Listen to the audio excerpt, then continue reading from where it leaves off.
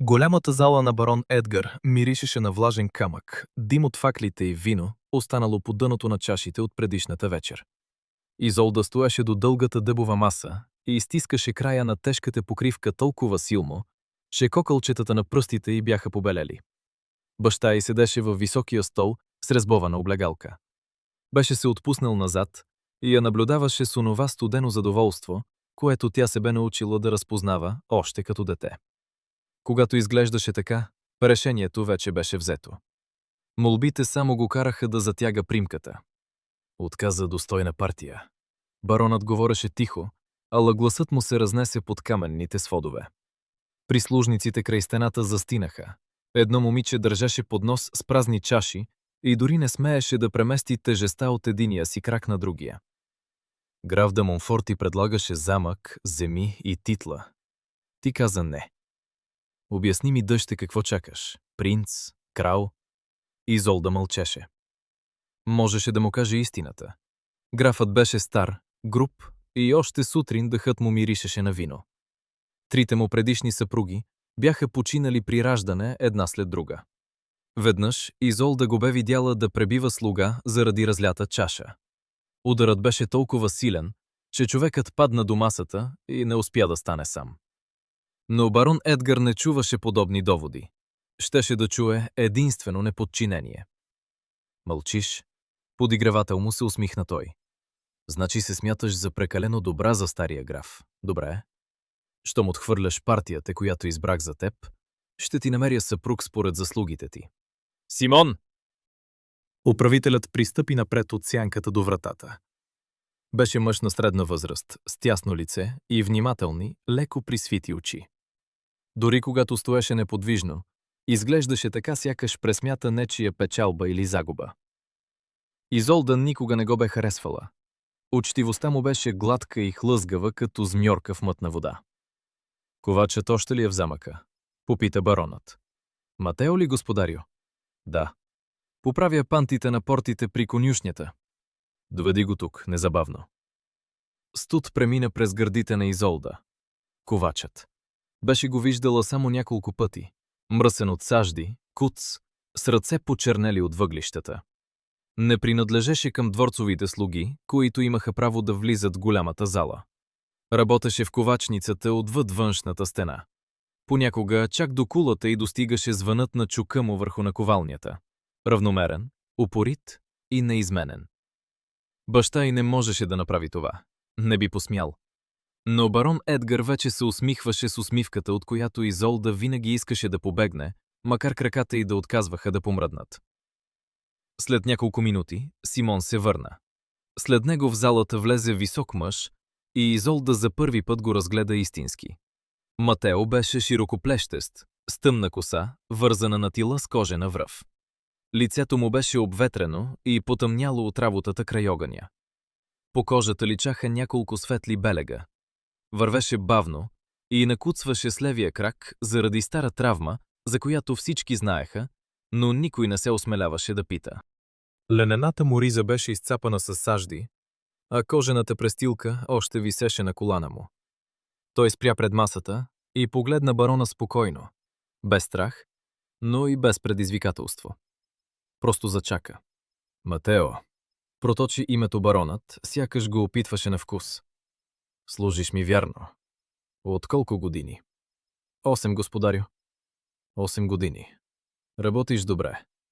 Поправяш доспехи и оръжия, подковаваш коне. Никога не си се оплаквал и не си искал нищо излишно. Така ли е?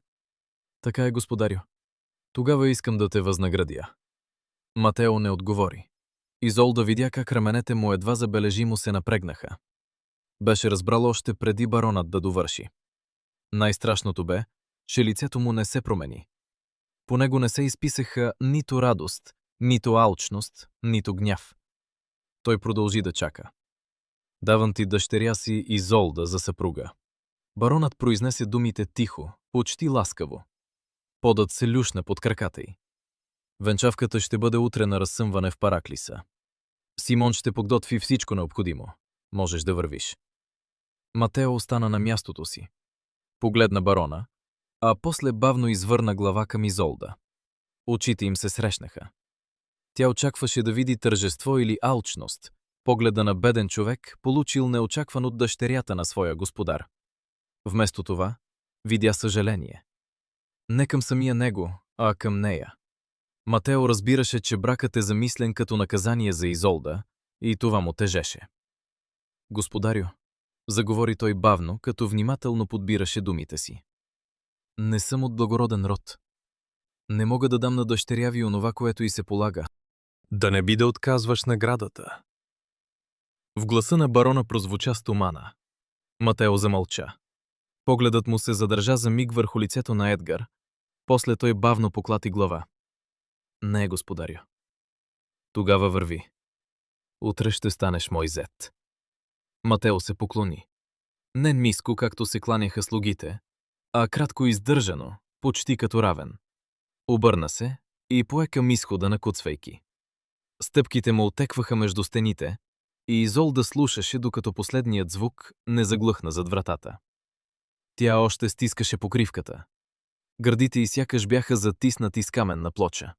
Татко, гласът ти прозвуча чужд и далечен. Не можеш, това е невъзможно. Мога.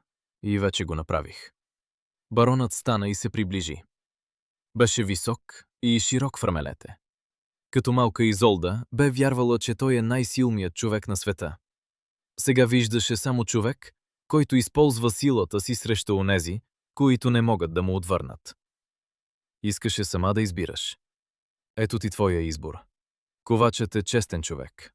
Не пие, не бие слугите и не проиграва парите си на зарове. Ще се грижи за теб по-добре от който и да било граф. Или се смяташ за прекалено добра и за него?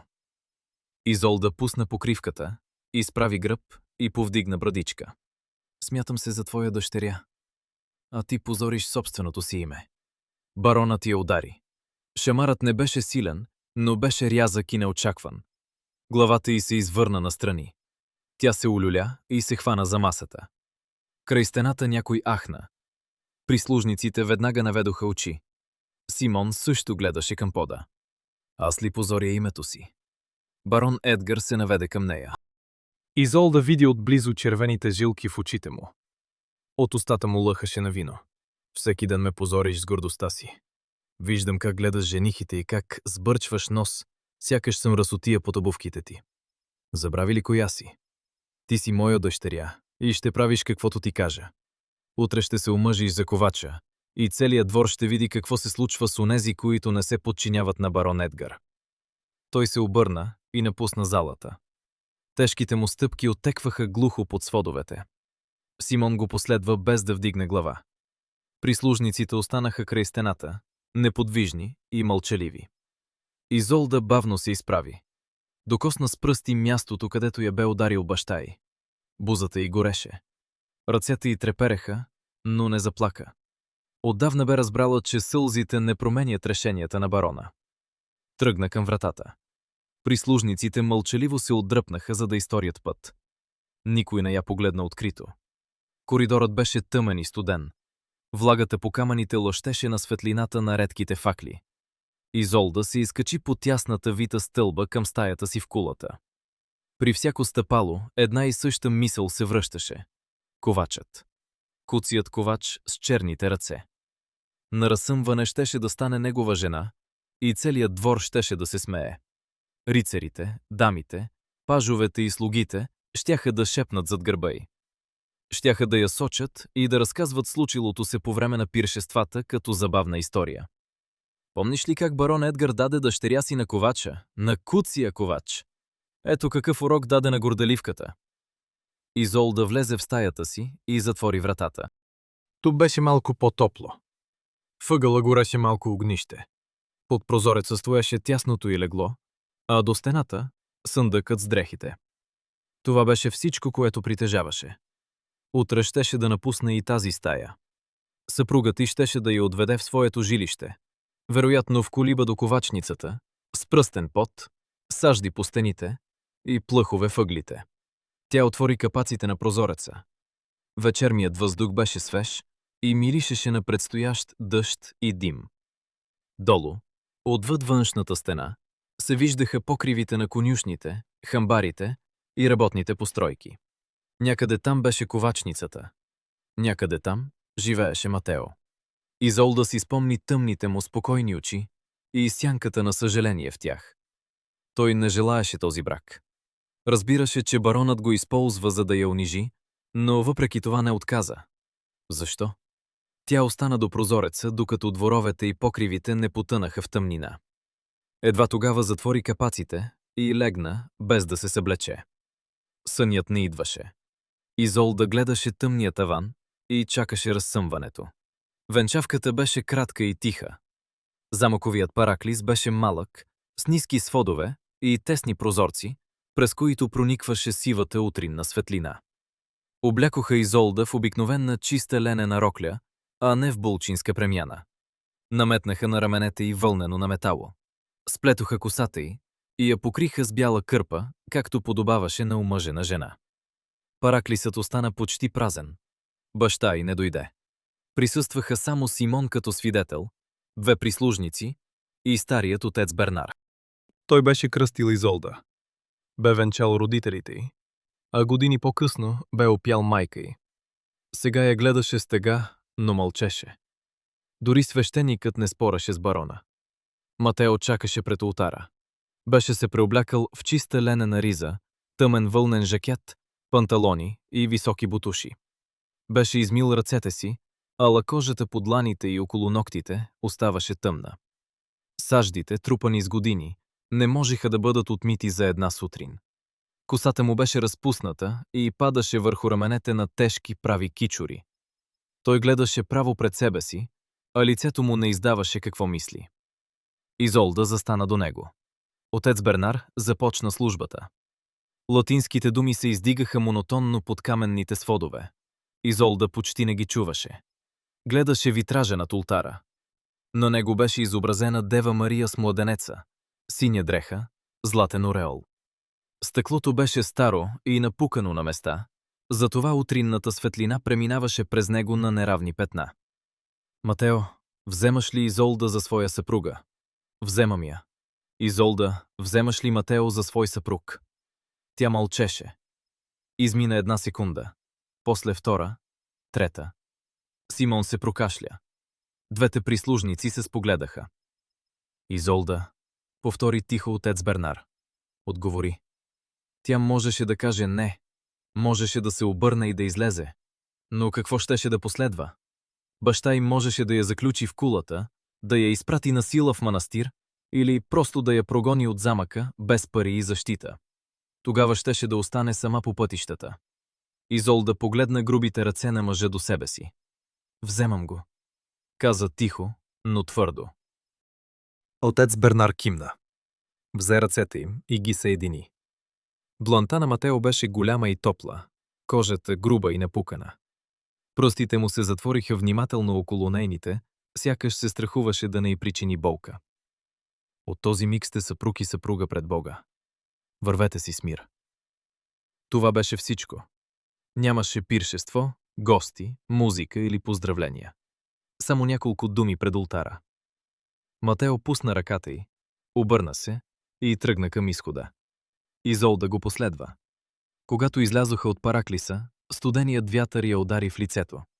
Тя потръпна и придърпа вълненото на метало около раменете си. Да вървим, каза Матео, без да се обръща. Прекосиха замъковия двор, минаха покрай конюшните и хамбарите и стигнаха до външната стена. До портите ги чакаше малка каруца, впрегната със стар кон. Отзад лежаха няколко вързопа, дрехите и вещите на Изолда. Симон се беше погрижил да бъдат изнесени още преди венчавката.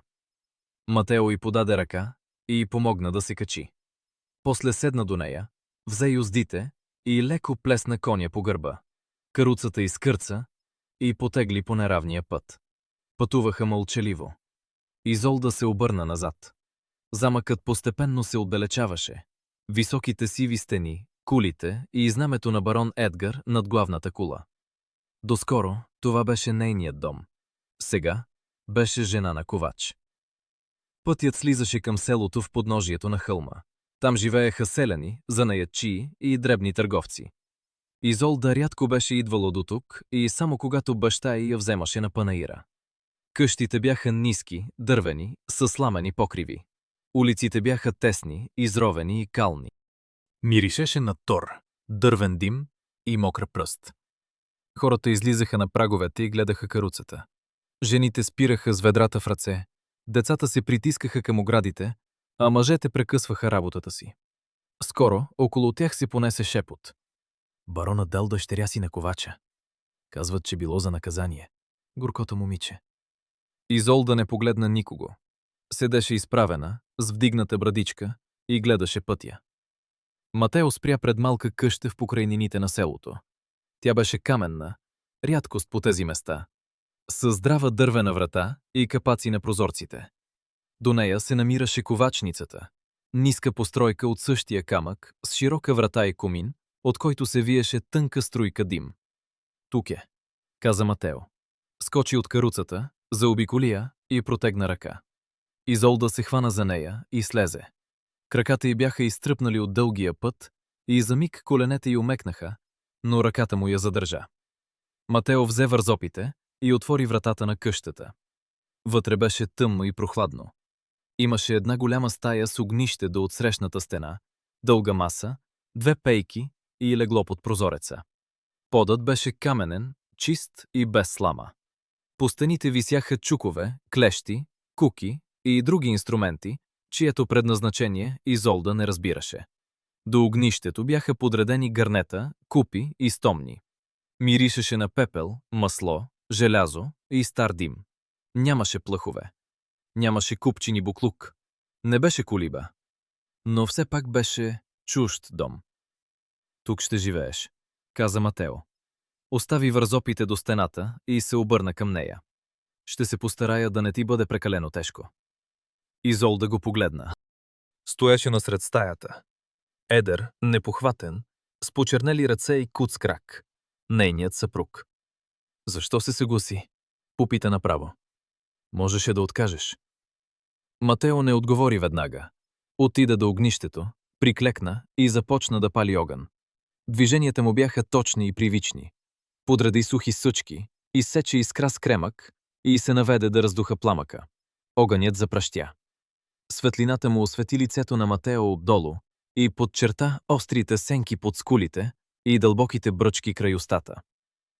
Ако бях отказал баща ти, щеше да намери друг, каза той без да се обръща. Някой по-лош. Някой, който наистина щеше да се зарадва на подобен подарък. Помислих си, че поне аз няма да ти сторя зло. Изолда остана до вратата. Не знаеше как да отговори. Беше очаквала грубост, поход, злорадство или поне самодоволството на човек, който неочаквано се е издигнал над положението си. Не беше очаквала това. Не искам съжалението ти, отсече тя. Гласът ти прозвуча по-рязко, отколкото възнамеряваше. Матео се изправи и я погледна. Не изглеждаше обиден. Не те съжалявам, каза просто. Уважавам те. Държа се достойно, макар да те боли. За това е нужна сила. Изолда извърна лице. Не искаше той да види как думите му са я засегнали. Никой в замъка не бе наричал упорството и сила. Баща й го наричаше гордост, неблагодарност и позор. Ще отида в ковачницата, каза Матео. Взе кожената престилка от масата и я препаса. Имам работа. Ако ти потрябва нещо, наблизо съм. Той излезе и притвори вратата. Изолда остана сама сред чуждите вещи. Отида до прозореца и отвори капаците. Ковачницата се виждаше през тесния двор. През отворената врата тя забеляза Матео до наковалнята. Той разпалваше гормилото и надуваше меховете. Въглените се разгоряха в ярко-червено. После взе чука. Първият удар оттекна над покривите. След него дойде втори, после трети, равномерни и упорити. Това беше новият ти живот. Животът на жената на ковача. Живот, който не бе избрала. И все пак продължаваше да си спомня думите му. Матео можеше да откаже. Можеше да каже не на барона и да се отдръпне. Вместо това, бе помислил какво ще стане с нея, ако мястото му бъде заето от човек, който се радва на беззащитна жена. Изолда все още не му се доверяваше. Не знаеше какво да прави с неговата добрина и дали зад нея не се крие нещо друго. Остана до прозореца, докато звънът на чука не започна да извучи почти като часовник. Вечерта Матео се прибра уморен и мръсен. Изолда седеше на пейката до масата с ръце върху коленете. Беше прекарала целия ден в стаята, без да знае с какво да се заеме. Ходеше от прозореца до огнището и от огнището до вратата. Докосваше вещите, но не разбираше как се използват. Гърнетата, купите и изтомните й бяха чужди. В замъка готвачките приготвиха храната. Слугите я носиха в залата и подреждаха масата. Изолда никога не беше държала нож за рязане на хляб, не беше палила огън и не беше варила боб. Матео влезе, погледна нея, после празното огнище и масата без храна. По лицето му не се появиха нито раздразнение, нито очудване. Само кимна, сякаш веднага бе разбрал. Почакай малко. Отиде до бъчвата край стената, загреба вода с черпака и изми лицето и ръцете си. Водата потъмня от саждите и се стече върху каменния пот. Той избърса кожата си с груба кърпа, после приклекна пред огнището. Изолда гледаше как подрежда съчките. Искра, суха трева, тънко пламъче. Същите спокойни и точни движения, като сутринта. Матео извади от един чувал хляб, отряза 2 дебели филии и ги сложи на масата. После донесе стомна с мляко и 2 дървени купи. Наля млякото и постави едната купа пред нея. Яш. Седна отсреща и взе своето парче хляб. Започна да дъвче бавно, без да я наблюдава. Изолда гледаше черния хляб и купата с мляко. В замъка дори слугите получаваха по-богата вечеря. Но стомахът й болезнено се свиваше. Не беше яла нищо през целия ден. Не умея да готвя, призна тихо. Думите прозвучаха като признание за нещо срамно. Матео вдигна очи. Знам, ти си дъщеря на барон. Не са те учили на това. В замъка са го вършили други, а тук няма други. Каза го без укор, като обикновен факт. Но не е страшно. Сам си готвя. Свикнал съм. От много години живея сам. Изолда взе хляба и отхапа малко парче. Беше груб и черен, но пресен. Тя дъвчеше бавно и не откъсваше очи от масата. Срамуваше се. Умееше да чете, да бродира и да свири на лютня. Можеше да разпознае герба на почти всеки благороден род в областта, но не знаеше как да запали огъня, пред който седеше. Хранеха се мълчаливо. Когато Изолда допи млякото, Матео стана, прибра купите и ги изплакна. Движеше се бързо и уверено. Знаеше къде стои всяка вещ и какво трябва да се направи. Това беше неговият дом и неговият свят. Тя беше непознатата в него. Ако поискаш да се научиш, ще те науча, каза Матео, докато подсушаваше купите. Но не е задължително, ще се справя и сам. Изолда не отговори. Ме знаеше дали иска да се учи. Не знаеше дори дали иска да остане в този дом и да дели живота си с този човек. Когато навън се стъмни, Матео отвори съндъка и извади одеяло. Посла го върху каменния пот до огнището. Леглото е твое, каза кратко. Аз ще спя тук. Изолда го погледна с недоумение. Ние сме съпруг и съпруга. Знам. Матео седна върху сгънатото одеяло. Но няма да те докосна, докато ти сама не поискаш. Ако изобщо поискаш. Този брак ти беше наложен. Няма да го прави още по-тежък. Той легна на пода, зави се и се обърна с лице към огнището. Гърбът му остана напрегнат под дългата риза. Изолда стоеше насред стаята. В главата й се въртяха онези неща, които омъжените жени разказваха шепнешком. Беше прекарала целия ден в страх от първата брачна нощ и от правото, което законът и обичаят даваха на съпруга. А Матео просто лежеше до огъня, уморен от работа. Защо? Попита тя накрая. Защо какво? Отвърна той спокойно. Не се обърна. Гледаше право пред себе си към тъмните въглени. Защо постъпваш така? Можеше да поискаш онова, което ти се полага. Имаш право. Матео помълча, после въздъхна. Правото не означава, че трябва да се възползвам от него. Днес изгуби всичко, което имаше. Дома си, положението си и живота, който познаваше. Най-малкото, което мога да направя, е да не ти отнемам и избора. Изолда не помръдна. В гърдите й се появи топлина, която не можеше да назове. Не беше любов. Още не беше и доверие. Приличаше повече на благодарност, примесена с недоумение. Не бе очаквала подобно отношение нито от ковача, нито от мъжа, когото й бяха натрапили като наказание. Благодаря, прошепна тя. Матео не отговори. Може би вече заспиваше. Изолда отиде до леглото и легна без да се съблича. Дюшекът беше твърд, но чист. Миришеше на сено и на лавандула.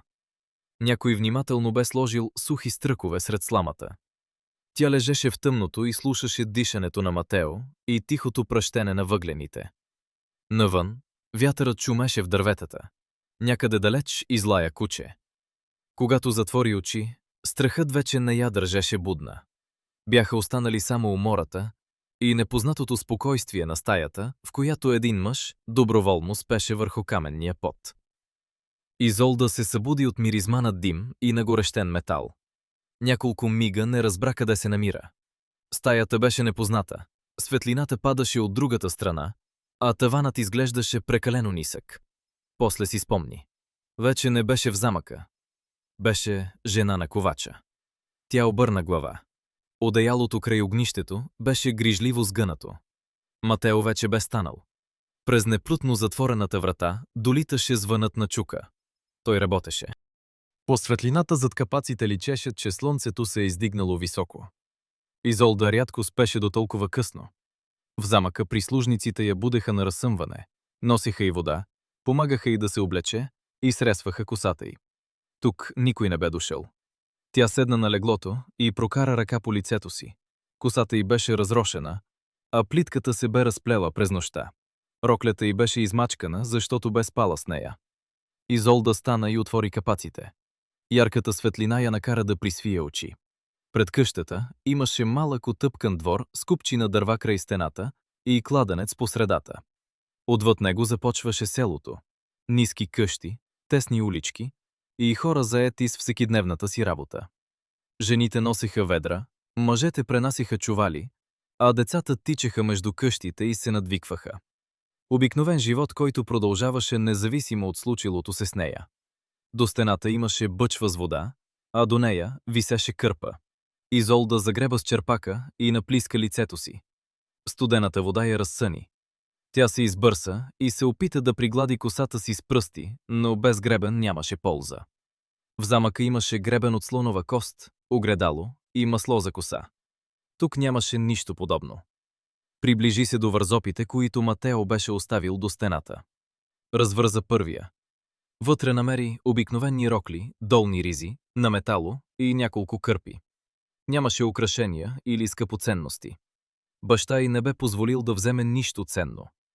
Изолда порови между дрехите и откри гребен, дървен, груб, но годен за употреба. Среса се, сплете косата си и я покри с кърпата. До инструментите на стената висеше малко парче огледало. Тя погледна отражението си. С обикновената рокля и покритата коса приличаше на селска жена. Човек, който не я познаваше, едва ли би предположил, че е дъщеря на барон. Звънът на чука не спираше. Изолда излезе и притвори вратата. Слънцето вече напичаше, макар утрото още да не бе отминало. Въздухът миришеше на дим, тор и прах. Тя прекоси двора и спря на прага на ковачницата. Матео стоеше с гръб към нея пред наковалнята. Беше свалил ризата си и носеше само панталони и кожената престилка. Гърбът му блестеше от пот, а мускулите се движеха под кожата при всеки удар на чука. Върху наковалнята лежеше нагорещено до червено желязо. Ударите падаха точно и равномерно.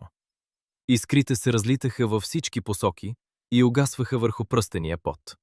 До него горнилото плъмтеше ярко-червено. Жегата беше толкова силна, че Изолда я усети още на прага. Тя не посмя да влезе. Матео не я забелязваше. Беше напълно погълнат от работата си. Накрая остави чука, хвана желязото с клещите и се обърна, за да го върне в огъня. Тогава я видя. Спря и повдигна вежди. Стана ли? В гласа му нямаше укор, но Изолда все пак се почувства неловко. Прости ми, успала съм се. Обикновенно ме будеха. Тук никой няма да буди никого. Матео сложи желязото в горнилото и избърса ръце в престилката. Била си уморена. Вчера беше тежък ден. Нормално е. Отиде до бъчвата въгъла, загреба вода и я изпи на един дъх. После наплиска лицето, гърдите и ръцете си. Водата остави светли следи по кожата, покрита с сажда и прах. Яде ли? Попита без да я поглежда. Не. В къщата има хляб. В стомната има и мляко. Вземи си. Изолда кимна, но остана на мястото си. Наблюдаваше как той се подсушава с грубата кърпа. Ръцете му бяха големи, силни и покрити с белези. Същите ръце вчера бяха държали нейната длан в параклиса. Така внимателно, сякаш беше от тънко стъкло. Винаги ли започваш работа толкова рано? Попита тя. Има много завършене. Матео свира мене и посочи с глава към подредените край стената поръчки. Трябва да поправя пантите на портите при конюшнята, да наточа 2 меча за рицарите на барона и да подкова 3 коня. Един търговец поръча и пирони. Много пирони. Не се оплакваше. Просто изброяваше какво го чака. Изолда си представи дните му. Ставане преди изгрев, огън, желязо и удари на чук до вечерта. Живееше сам, работеше сам и никой не му благодареше. Хората идваха, оставяха счупеното и се връщаха, когато вече беше поправено. Мога да помогна, каза неуверено. Матео я изгледа очудено, после поклати глава. Това е тежка работа и е опасна. Искрите могат да те изгорят, а желязото е нажежено. Ще се нараниш. Не искам просто да седя в къщата, отвърна твърдо Изолда. Трябва да правя нещо. Матео замълча и я огледа внимателно, сякаш проверяваше дали говори сериозно. После кимна. Добре.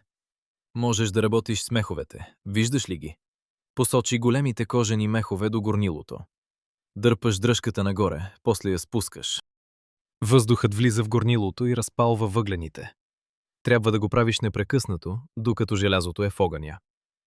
Изолда се приближи и хвана дръжката. Дръпна нагоре. Нищо не се случи. Дръжката беше прекалено тежка.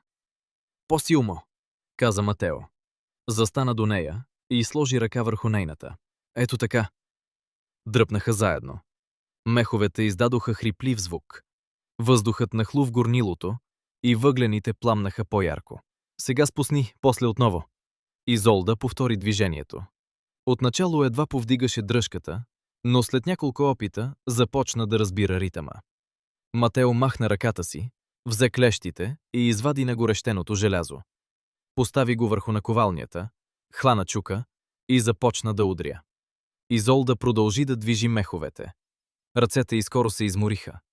Болката се разпространи от китките към раменете, но тя не спря. Гледаше как желязото променя формата си под ударите на Матео. Нещо грубо и безформено постепенно се превръщаше в предмет, който можеше да бъде държан и използван. На нея това им приличаше на магия, макар по челото на Матео да се стичаше пот и всяка искра да напомняше колко истинска е жегата. Работиха дълго. Изолда не знаеше дали е изминал час или повече. Накрая Матео остави чука и потопи готовото изделие във водата. Разнесе се остро съскане и гъст облак пара закри лицето му. Когато парата се разсея, той извади нов меч с право, блестящо острие. Готово, каза със задоволство. После погледна Изолда. Стига толкова, почини си. Тя пусна дръжката. Ръцете й веднага затрепериха от напрежението. Дланите бяха зачервени и по меката кожа вече се надигаха мехури. Изолда ги разгледа объркано. Никога досега собствените й ръце не бяха изглеждали така. Матео внимателно ги пое в своите. Кожата ти е мека, не е свикнала с работа. Трябва да я намажем.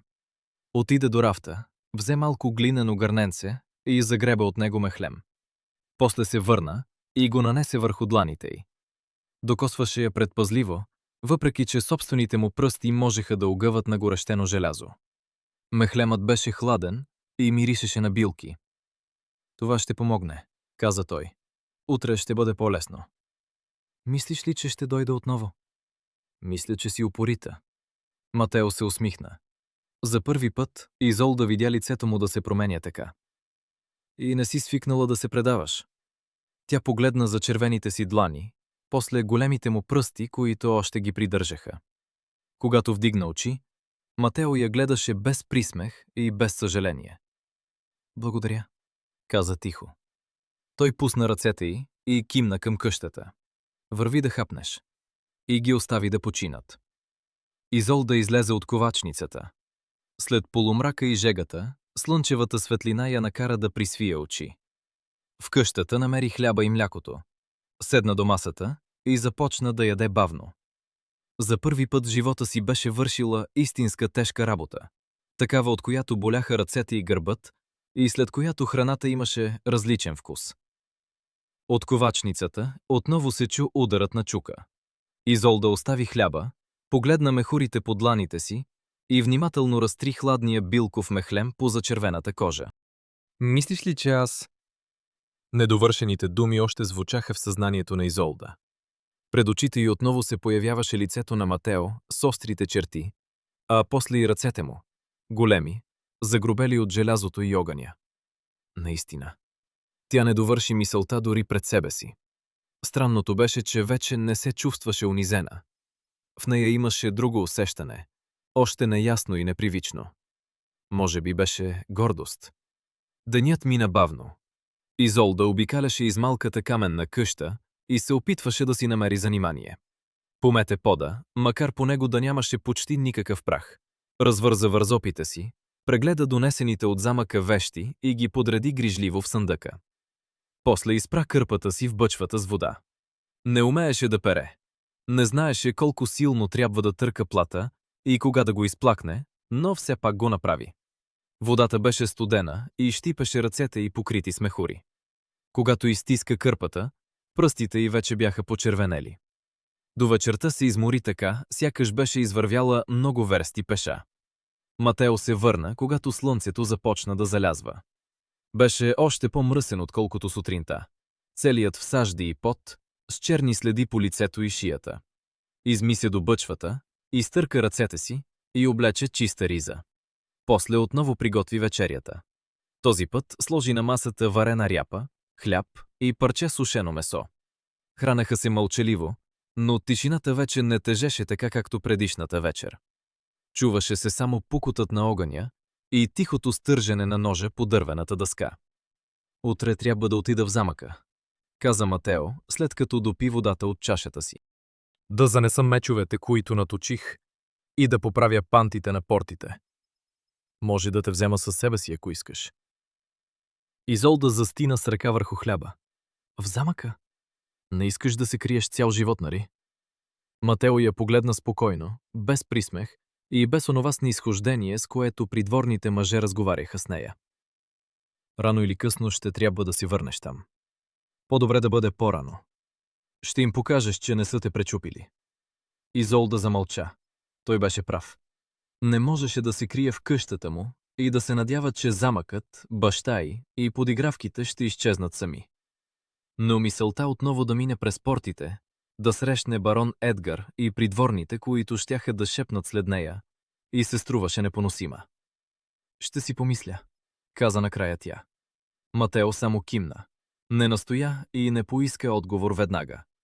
Когато се стъмни, той отново извади одеялото и си посла до огнището. Изолда легна на леглото, но дълго не можа да заспи. Слушаше дишането му и мислеше за утрешния ден, за замъка и за лицето на баща си. Почти беше потънала в сън, когато чу вик. Изолда се надигна рязко в леглото. Викът се повтори, силен и оплашен, макар да идваше отдалеч. След него се разнесоха още гласове. Матео вече беше скочил на крака. Притича до прозореца и отвори широко дървените капаци. Какво става? Попита Изолда, измъквайки се изпод одеялото. Пожар. Той произнесе думата кратко, но в гласа му прозвуча тревога. В замъка. Конюшните горят. Изолда се втурна до прозореца и погледна към хълма. Зад крепостната стена към небето се издигаше плътен стълб дим, осветен отдолу в червено. Над стената вече се виждаха и пламъци. Някой крещеше, друг биеше камбаната. Селото се събуждаше. Вратите се отваряха една след друга и хората изтичваха навън. Конете! Матео грабна ризата си, навлече я в движение и изскочи от къщата. Изолда се втурна след него, без да се замисли дали е обута както трябва и дали кърпата й е останала на главата. Тичаха по тъмната улица. Матео куцаше, но се движеше изненадващо бързо. Към тях се присъединяваха и други мъже. Някои носеха ведра, други бяха излезли с празни ръце и просто тичаха след останалите. Всички се устремяваха към замъка. Когато стигнаха до портите, стражата ги пропусна без нито дума. В такъв момент титлите и старите обиди губеха значение. Всеки чифт ръце можеше да спаси нечий живот. Изолда тичаше след Матео през двора. Вече виждаше конюшните, огромна постройка с каменни стени и дървен покрив. От прозорците се стелеше дим, а през отворената врата изригваха пламъци. Отвътре конете цвилеха промизително и удряха с копите по преградите. Хората тичаха с ведра, предаваха ги от ръка на ръка и изливаха вода върху покрива и вратата, но огънят беше прекалено силен. Трябва да изведем конете, извика някой. Ще изгорят. Не може да се влезе там, отвърна друг. Жегата ще те убие. Матео не спря. Съблече ризата си, потопи я в бъчвата с вода до стената и я метна върху главата и раменете си. После тръгна право към вратата. Матео, не! Извика Изолда. Той не се обърна. Прекрачи прага и черният дим го погълна. Изолда остана неподвижна. Наоколо хората крещяха, носеха вода и се блъскаха, но тя виждаше само вратата на конюшнята. От нея излизаха гъсти облаци дим, които пареха очите дори от разстояние. Мина една секунда. После още една. 10. Матео не излизаше. Накрая в дима се появи сянка, голяма и залитаща. Матео изведе ком, сграбчил здраво юздата му. Животното се дърпаше, мяташе глава, а бялото на очите му блестеше от страх. Матео обаче не го пусна, докато не го изведе в двора. Някой дотича, пое коня и го отведе настрани. Матео се обърна и отново влезе в конюшнята. Излезе с втори ком, после с трети, с четвърти. Изолда броеше. 5, 6, 7. Накрая Матео излезе без ком. Залитна няколко крачки и падна на колене насред двора, опитвайки се да си поеме въздух. Изолда се втурна към него и коленичи в мократа кал. Жив си. Хвана го за раменете и потърси погледа му. Лицето му беше черно от сажди, косата му беше опърлена, а по ръцете му се виждаха ярко-червени изгаряния. Полудя ли? Можеше да изгориш? Още един. Изхриптя Матео. Вътре има още един. Не. Изолда го притисна към себе си, без да се интересува, че саждите полепват по нощната й риза. Стига. Направи достатъчно. Матео обаче вече се изправяше. Залиташе. Коленете му се подгъваха, но той пак се обърна към конюшнята. Изолда се опита да го задържи. Вкопчи пръсти в ръката му, ала той беше прекалено силен.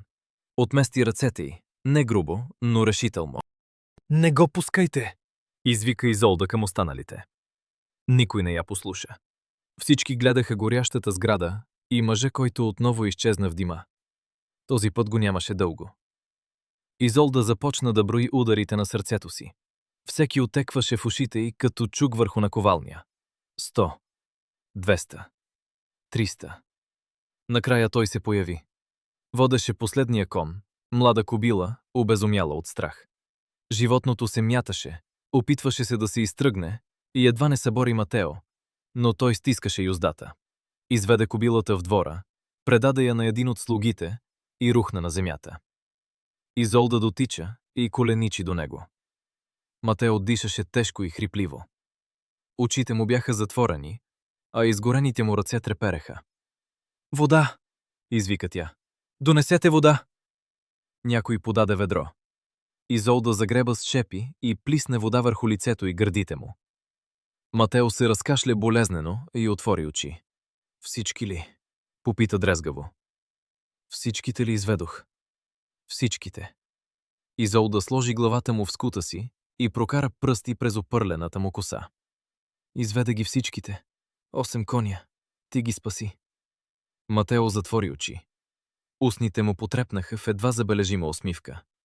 Около тях започнаха да се събират хора. Изолда вдигна глава и видя лицата на селяни, слуги и рицари. Всички гледаха Матео. Едни с уважение, други с недоверие, трети с онова смълчано удивление, което идва, когато видиш човек да направи нещо, на което самият ти не си се осмелил. Ковачът спаси конете, каза някой тихо. Той единствен влезе там. Обади се друг. Никой друг не се реши. Изолда ги гледаше и разбра, че тази нощ те за първи път виждаха Матео не като ковач и не като куц за наятчия, когото можеха да подминат, без да го поздравят. Виждаха човека, който беше рискувал живота си, докато останалите стояха край бъчвите с вода. Баща й си проби път през тълпата. Барон Едгар спря пред тях и погледна Матео с каменно лице. Изолда срещна очите му. За пръв път баща й отмести поглед преди нея. Отнесете го в къщата, заповяда той. Лечителят да го прегледа и да установи как е започнал пожарът. Няколко слуги се приближиха, внимателно вдигнаха Матео и го понесоха към замъка. Изолда тръгна след тях, без да пуска ръката му. Внесоха го в една от стаите и го положиха върху леглото. Скоро дойде лечителят, възрастен мъж с сива брада и кожена чанта, от която миришеше на билки, мазнина и оцет. Той прегледа изгарянията, почисти ги и започна да ги маже с гъст тъмен мехлем. Матео търпеше мълчаливо. Само челюстите му се стягаха, когато лечителят докосваше по-дълбоките рани. Изолда остана до него. Гледаше ръцете му, големи и силни, с пресни изгаряния върху старите белези. Това бяха ръцете, измъкнали 8 кони от огъня. Същите ръце, които вчера внимателно бяха намазали нейните разранени длани с мехлем. Можеше да загинеш, каза тя тихо, когато лечителят се отдалечи, за да измие инструментите си. Конете струват скъпо. Матео отвори очи и я погледна. Баща ти щеше да се разори. Подяволите баща ми, изрече рязко Изолда и сама се стресна от силата на гласа си. Подяволите конете, можеше да загинеш. Матео я гледаше очудено. После устните му леко потрепнаха. Тревожиш се за мен? Не го каза като въпрос. По-скоро назова факт, който го беше изненадал. Ти си мой съпруг, отвърна твърдо Изолда. Разбира се, че се тревожа. Самата тя не знаеше кога беше започнала да мисли за него така. Вчера той беше чужд човек, натрапен и като наказание. А сега тя държеше ръката му и се страхуваше да я пусне. Матео затвори очи, но усмивката остана върху лицето му. Изолда седна на ръба на леглото. Не освободи ръката му и остана до обгорения си съпруг, чак до разсъмване. Като дете бях чел много истории за рицари. Всички сме ги чели. Първо с възторг, после с усмивка, когато порастваме и започваме да ги смятаме за приказки. Рицарски кодекс, доблест, чест, защита на слабите. Красиви думи, изписани върху пергамент. Но онази нощ край горящата конюшня, тези думи придобиха плът. Войните в стоманени доспехи стояха до бъчвите с вода и гледаха пламъците. Не защото всички бяха страхливци, а защото огънят е страшен, дори за човек носил меч в битка. Жегата не пита за титлата. Димът не се прекланя пред герба. А куцият ковач, с почернелите от труда ръце, влезе 8 пъти. Това ме поразява в тази история. Благородството се оказа не там, където всички го търсеха. Не в родословията, гербовете или звъна на доспехите, а в човека, който всеки ден удряше с чук по наковалнята, живееше в каменна къщичка в края на селото и никога не наричаше себе си герой. Той видя какво трябва да бъде направено и го направи. Не поиска свидетели и не пресметна наградата. И до днес често грешим по същия начин. Гледаме титлите, парите и прочутите имена, а после се чудим, когато в най-трудния миг онези, на които сме се възхищавали, отстъпят. Понякога не забелязваме хората, които мълчаливо влизат в огъня, истински или преносен, просто защото някой трябва да го направи. Изолда започна да разбира това през нощта, прекарана край леглото на Матео. На мен ми беше необходимо да проследя цялата им история, за да го осъзная до край. Благородството не е само онова, което човек получава при раждането си. То личи в решенията, които взема, когато никой няма право да изисква от него саможертва. Разсъмването настъпи бавно. Зад прозореца небето се изпълни с сиви и розови ивици. Изолда още седеше на ръба на леглото и държеше Матео за ръка. Пръстите й бяха изтръпнали, а гърбът й се беше схванал, но тя почти не беше помръднала. Гледаше лицето му. Докато спеше, той изглеждаше по-младо и по-меко. Саждите бяха измити, но миризмата на дим се беше впила в кожата и косата му. На челото, близо до слепоочието, кожата беше зачервена, а косата – опърлена. Превързаните му ръце лежаха върху одеялото. През плата избиваха тъмни петна от мехлем. Изолда внимателно освободи дланта си, стана и се приближи до прозореца. Замъковият двор постепенно оживяваше. Слугите вървяха към кладенеца. Някой носеше дърва, друг метеше стъпалата. Животът продължаваше по обичайния си ред. Конюшните обаче още димяха. От тях беше останал черен скелет, овъглени греди и срутен покрив. Изолда гледаше останките и отново виждаше Матео да влиза в пламъците. Спомни си как беше броила ударите на сърцето си и как при всяко негово забавяне се беше страхувала, че повече няма да го види. Зад гърба й се чу движение. Тя се обърна. Матео се беше повдигнал на лакти и се мръщеше от болка. Не ставай. Изолда бързо се върна до леглото. Лечителят каза, че трябва да лежиш. Трябва да работя. Матео седна и изпусна крака на пода. Превързаните му ръце трепереха. Поръчките не чакат. Поръчките ще почакат. Изолда седна до него и го погледна право в лицето. Едва можеш да движиш пръстите си. Как ще държиш чука? Матео погледна ръцете си и бавно опита да свие пръсти. Лицето му се изкриви от болка, но той не издаде звук. След миг ги отпусна и издиша тежко. Права си. Призна неухопно. Днес няма да стане. И утре няма да стане, каза твърдо Изолда. Нито в други ден. Изгарянията трябва да зараснат. Матео изсумтя. Нещо средно между смях и въздишка. Говориш ми така, както майка ми говореше, когато бях дете и се завирах там, където не трябва. Значи майка ти е била умна жена. Изолда почти се усмихна. А ти не си я слушал, както сега не слушаш мен. Винаги я слушах, възрази Матео. После замълча. Лицето му стана сериозно. След като умря, вече нямаше кого да слушам. Наложи се сам да се уча. Изолда не знаеше какво да отговори.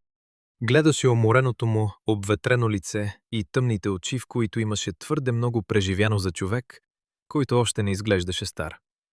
Поиска и се да го попита за майка му, за детството му, за това как е станал ковач и откъде е дошла куцутата. Но не зададе нито един от въпросите. До този момент той беше разкрил само онова, което сам беше решил, и тя не искаше да влиза на сила в болката му. На вратата се почука. Изолда стана и отвори. На прага стоеше слуга с поднос. Върху него имаше хляб, сирене, стомна с мляко и купа с каша. Баронът ме реди да ги донеса. Слугата изрече думите бързо и не я погледна в очите. Остави подноса върху масичката до вратата и веднага си тръгна. Изолда затвори и занесе храната до леглото. Матео погледна подноса с недоверие. Баща ти ме храни. Нещо тук не е наред. Ти спаси конете му. Без сама да усети кога е посегнала към стомната, Изолда наля мляко в чашата и му я подаде. Той ти е длъжник. Това го прави опасен, отвърна Матео, докато неловко обхващаше чашата с превързаните си ръце.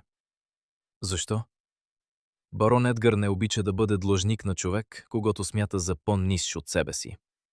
Изолда понечи да възрази, но не успя. Познаваше баща си. Той не понасяше някой да се окаже над него, по-силен, по-смел или по-добър. Винаги намираше начин да възстанови превъзходството си и обикновено го правеше жестоко. Хранеха се мълчаливо. Матео трудно се справяше с хляба, защото пръстите му не го слушаха. Накрая Изолда взе самуна, отчупи парче и му го подаде. Той я погледна очудено, после прие хляба от ръката й И кимна с благодарност. След като свършиха, Изолда прибра подноса и отново се приближи до прозореца. В двора се появи барон Едгар, придружен от няколко души. Всички вървяха към останките от конюшнята и разговаряха оживено. Сред тях беше управителят Симон. Изолда разпозна тясното му лице и присвитите очи. Той обясняваше нещо на баща й, размахваше ръце и сочеше увъглените гради. Опитват се да установят как е започнал пожарът, каза Изолда, без да се обръща. Матео стана от леглото. Накуцвайки се, приближи до прозореца и застана до нея. Двамата гледаха надолу, рамо до рамо. Изолда изведнъж усети ясно присъствието му, топлината на тялото му, миризмата на дим и мехлем, тежкото му дишане. Тя беше висока за жена, но той беше още по-висок. Темето й едва стигаше до рамото му. Симон е нервен, каза тихо Матео след известно време. Виждаш ли, ръцете му треперят. И говори прекалено много. Когато човек не спира да говори, често се опитва да скрие нещо сред думите. Изолда се вгледа внимателно. Наистина Симон говореше непрекъснато. Прекъсваше останалите и сочеше ту към единия край на конюшнята, ту към другия. Баща й го слушаше намръщено, скръстил ръце пред гърдите си. Мислиш ли, че пожарът не е бил случайен? Попита шепнешком тя. Не знам. Матео поклати глава. Но нещо не е наред. Конюшните са здрави. Стените са каменни и само покривът е дървен. Огънят започна отвътре, видях го. Беше в далечния ъгъл, където държат сеното. Искра може да подпали сухо сено, но вчера валя през целия ден. Всичко би трябвало да е влажно. Значи някой нарочно го е подпалил. Студенина премина през гърдите на Изолда. Може би. Матео се отдалечи от прозореца, върна се до леглото и седна тежко. А може просто да мисля прекалено много. Изгарянията правят човека подозрителен. Опита се да се усмихне, но усмивката му излезе крива. Изолда отиде при него и седна отстрани. Погледна лицето му, после протегна ръка и внимателно докосна бузата му там, където кожата не беше изгорена. Пръстите й погалиха грубата набола брада и линията на скулата. Матео застина и я погледна с широко отворени очи. Благодаря ти, каза тихо тя, за онова, което направи. Можеше да загинеш, но влезе вътре. Не заради баща ми и не само заради стойността на конете. Влезе, защото знаеше, че така трябва. Никога не съм срещала човек като теб. Матео дълго мълча. После бавно вдигна превързаната си непохватна ръка и покри дланта й, която още лежеше върху бузата му. Ти също не си такава, каквато си те представях, каза дрезгаво. Мислех, че ще ме презираш. Ти си дъщеря на барон, а аз съм ковач. Но не ме презираш. Седя тук цяла нощ и ме държа за ръка. Защо? Всичко се беше променило, когато той престана да бъде наказанието на баща й и стана човек, чието живот имаше значение за нея. Защото го заслужаваш. Това беше точната дума и Изолда най-после я намери. Заслужаваш повече от онова, което са ти дали. И започвам да разбирам, че баща ми не наказа мен. Наказа самия себе си, като ми даде човек, който е по-добър от него. Матео я гледаше така, сякаш я виждаше за първи път. После бавно я придърпа към себе си и допря чело до нейното. Останаха така без да помръдват. Изолда чуваше дишането му и усещаше топлината на лицето му. Страхът и гневът, които я бяха държали толкова години, вече не заемаха цялото място в нея. Между тях се появяваше друго чувство, топло и плашещо със силата си. По обяд отново се почука. Този път на прага стоеше самият барон Едгар. Той влезе без да изчака разрешение. Спря до вратата, огледа стаята, задържа поглед върху Изолда, а след това върху Матео. Ковачо, обърна се към него, пренебрегвайки дъщеря си. Вчера ми послужи добре, няма да го забравя. Просто направих онова, което трябваше да бъде направено, господарю. Отвърна равномерно Матео. В гласа му нямаше нито дързост, нито раболепие. Затова заслужаваш награда, каза баронът и пристъпи напред. Освобождавам те от данъка за тази година. Освен това, за своя сметка ще добавя още една стая към дома ти. Благодаря ви, господарю. Баронът кимна и се обърна към вратата. Изолда стана и препречи пътя му. Баща й я погледна учудено. Никога досега тя не беше заставала пред него толкова изправена и решителна. Имаш ли да ми кажеш нещо, татко? Попита тя. Гласът ти позвуча студено. Нямам какво да ти казвам. Отвърна също толкова студено баронът. Ти направи своя избор. Ти направи избора вместо мен. Поправи го Изолда. Но съм ти благодарна за него. Даде ми съпруг, който струва колкото 10 от твоите рицари. Лицето на барона потъмня. Челюстите му се напрегнаха, а ръцете му се свиха в юмруци. Но той не я удари. Не тук, не сега. Не и пред коваче, който беше спасил 8-те му коня. Барон Едгар се обърна рязко, отвори вратата и я затръшна зад себе си. Изолда остана права и дишаше очестено. Ръцете й трепереха, но не от страх. За първи път беше изрекла пред баща си онова, което мислеше. Не биваше да го правиш, каза тихо Матео зад гърба й. Той е твой баща, няма да ти прости. Вече не го моля за прошка.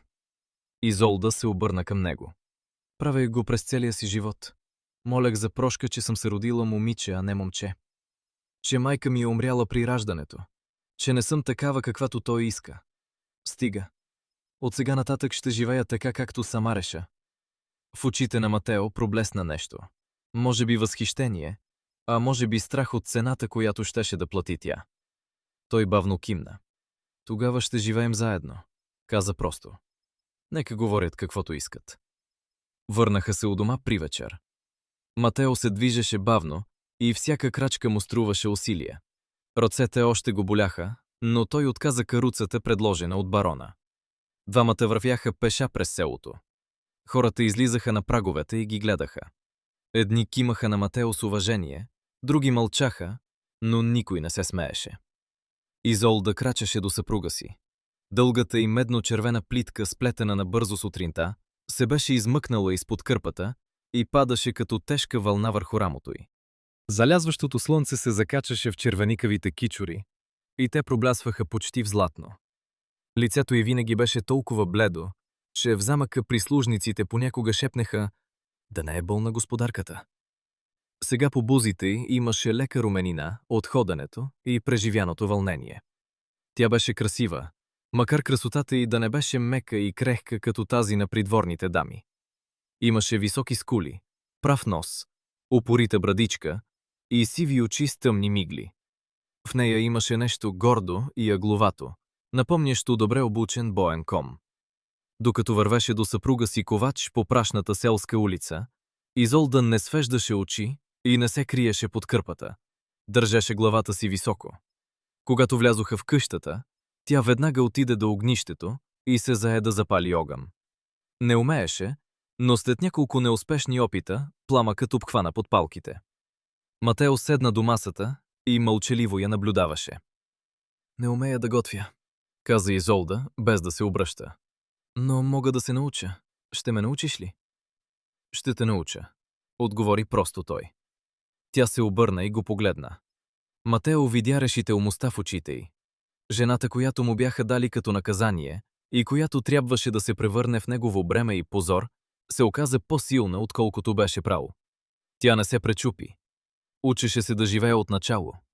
А той също започваше да учи нещо, което беше забравил. Как да не бъде сам. Вечерта отново седнаха край масата. Пред тях имаше проста вечеря, приготвена от Матео с помощта на Изолда. Тя беше нарязала ряпата неравно и едното парче хляб беше по-дебело от останалите. Но никой от двамата не се оплака. На вратата се почука. Изолда отвори. На прага стоеше възрастна съседка с вързоп в ръце. Това е за теб. Жената й подаде вързопа. От мен и още няколко жени от селото. Ленено платно, конци и игли. Решихме, че ще ти потрябват. Вече си една от нас. Изолда пое вързопа и за миг не намери думи. Гърлото й се сви. Благодаря, успя да каже накрая. Благодаря ви. Жената кимна, обърна се и си тръгна. Изолда затвори вратата и остана до нея, притиснала вързопа към гърдите си.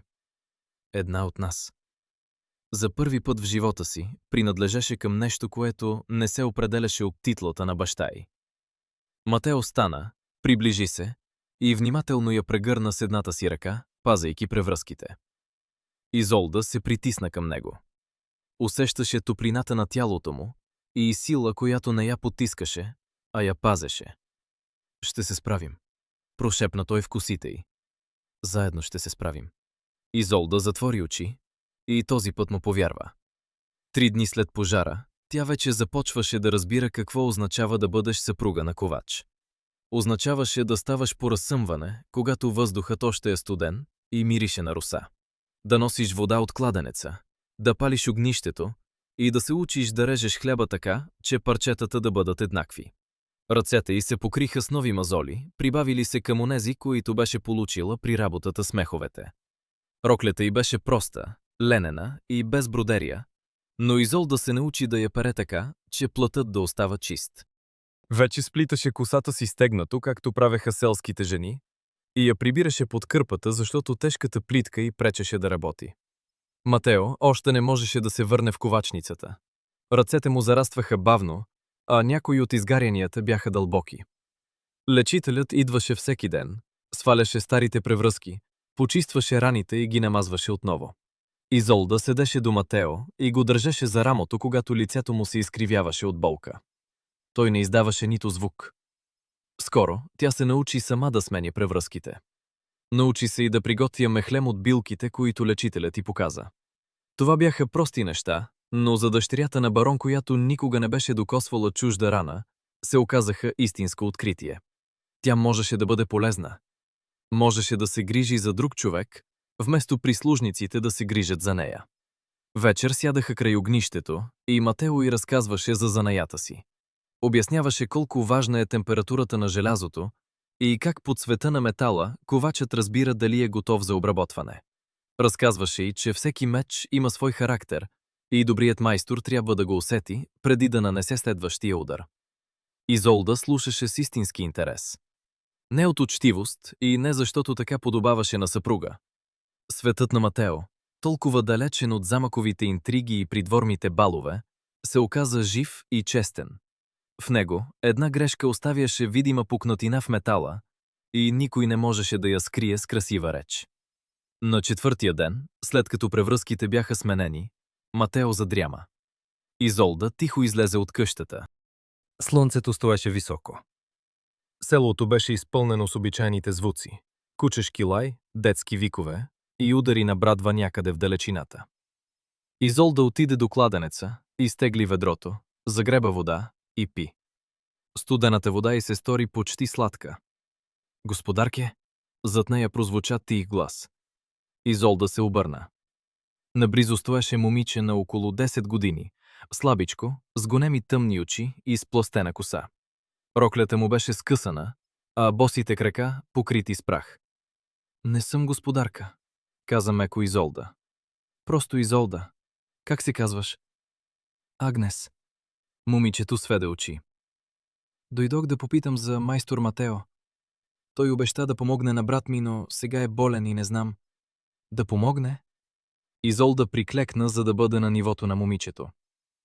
С какво трябваше да помогне? Агнес я погледна оплашено, сякаш беше изрекла нещо забранено. С нищо, забравете. Не биваше да казвам. Тя се обърна, готова да избяга, но Изолда внимателно я хвана за ръката. Почакай. Ако съпругът ми е обещал да помогне, трябва да знам.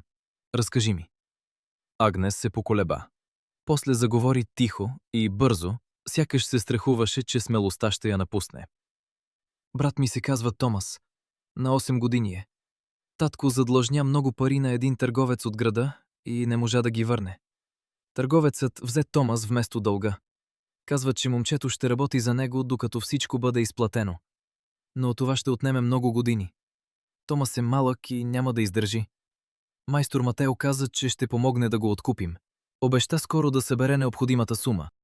Но сега не може да работи. И аз се страхувам.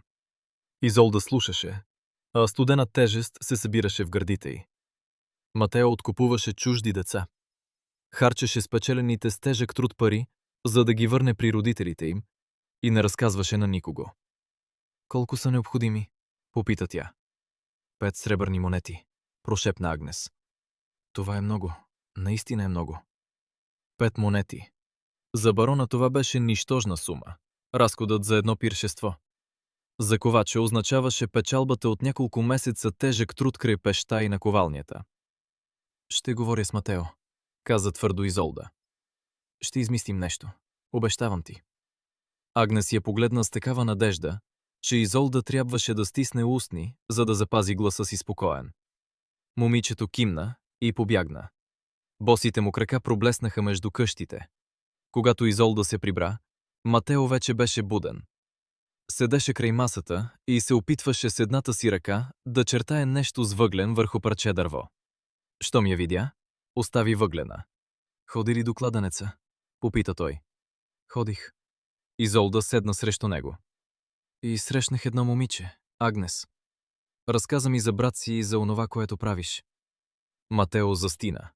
Лицето му не се промени, но раменете му се напрегнаха. Тя не биваше да ти казва. Отвърна тихо.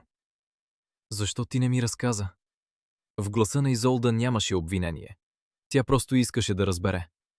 Матео помълча, загледан в превързаните си ръце. Защото това е моя работа. Не исках да решиш, че се хваля или чакам благодарност. Не мисля така. Изолда протегна ръка и покри дланта му със своята. Мисля, че си удивителен човек. И че съм щастлива да бъда твоя съпруга. Матео вдигна очи и дълго я гледа. В погледа му имаше изненада, благодарност и още нещо, което Изолда не умееше да назове, но от което сърцето й заби по-бързо. Колко деца си откупил? Попита меко тя. 7 през последните 3 години. Отговори Матео. Томас ще бъде 8-ият, ако успея да спечеля парите. Но сега не мога да работя, а времето е малко. Търговецът заминава в края на месеца и ще вземе момчето със себе си. После ще бъде късно. Имам едно украшение, каза внезапно Изолда. Златен пръстен. Беше на майка ми. Баща ми позволи да го взема и то е сред вещите ми. Можем да го продадем? Не. Матео решително поклати глава. Това е спомен от майка ти. Няма да го взема. Майка ми беше добра жена, каза твърдо Изолда. Помагаше на бедните и хранеше гладните. Би одобрила това. А аз искам да помогна, моля те. Матео я гледаше мълчаливо. Изолда виждаше как се бори със себе си, как не иска да приеме скъпия за нея спомен, но знае, че времето на Томас изтича. Накрая бавно кимна. Ще го направим заедно, каза дрезгаво. Благодаря ти. На следващия ден Изолда тръгна към града, малко селище на 2 часа пеша от селото. Матео настояваше да я придружи, но тя не му позволи. Ръцете му още не бяха зараснали, а дори краткото ходене го изтощаваше. Вместо това, той помоли сина на мелничаря, здраво момче на около 16 години, да върви с нея. В града Изолда намери бижутер и му показа пръстена. Мъжът го разгледа внимателно, претегли го на малка везна и предложи цена. Изолда се пазари за първи път в живота си. Не знаеше приетите думи и похвати, но знаеше, че срещу нея стои животът на 8-годишна момче. Не отстъпи, докато бижутерът, изненадан от упоритостта й, не увеличи сумата. Тя получи 8 сребърни монети, с 3 повече, отколкото бяха необходими за Томас. На връщане, двамата със сина на мелничаря отидоха при търговеца, за когото работеше момчето. Изолда плати 5 сребърни монети и откупи Томас. Момчето беше малко и изплашено. По ръцете му имаше синини. Когато го доведоха при Агнес и майка им, той се притисна към сестра си и дълго не можеше да повярва, че наистина е свободен. Майка му плачеше, целуваше ръцете на Изолда и благодареше отново и отново. Агнес не пускаше брат си, а Томас стискаше края на скъсаната й рокля, сякаш се страхуваше някой пак да го отведе. Когато Изолда се върна в селото, слънцето вече се спускаше над покривите. Матео я чакаше на прага. Изолда му подаде останалите 3 монети. За следващото дете, каза тя просто. Матео ги взе, но дори не погледна към дланта си. Очите му останаха върху лицето й. След миг остави монетите на масата, пристъпи към нея и я прегърна силно, но внимателно, сякаш още се боеше да я нарани. Изолда се притисна към него и зарови лице в рамото му. Мирисеше на дим, желязо и чисто ленено платно. За първи път от много дни не й се налагаше да се пита къде е мястото й.